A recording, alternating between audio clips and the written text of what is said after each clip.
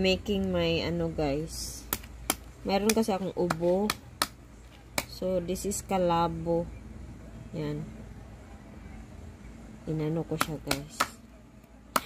Ito yung oyster sauce. Wala kasi akong ano guys. Yung pangdikdik ba. So ito yung ginagawa ko. Ayan.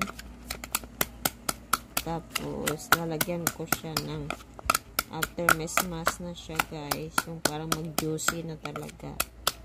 Pigain ko siya, kunin ko yung mga ano, dahon-dahon, tapos lagyan ng honey. Ito yung paano mabisang gamot sa ubo guys. Ayan, so, dami oyster sauce. Ayan, ito lang tayo kasi. Naharap tayo mag-sit up doon ng ano. Tapos yan, pigain ko yan siya. Iinumin ko yan guys. Sobrang ano, yung smell niya, sobrang hindi ko talaga magustuhan. Ayan. I-drain ko lang guys yung ano.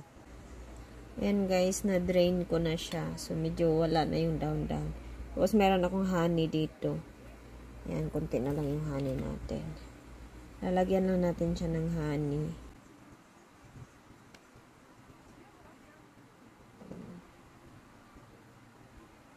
Ayan, papatakan lang natin siya ng honey.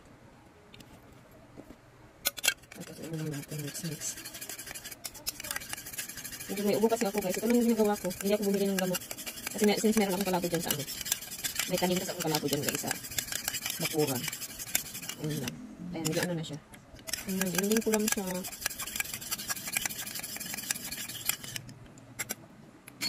Ayan na guys.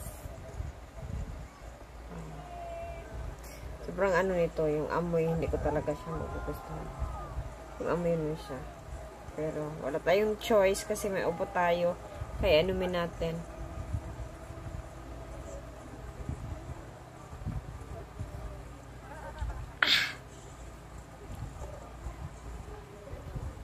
Wala na guys. Kailangan ko ng water.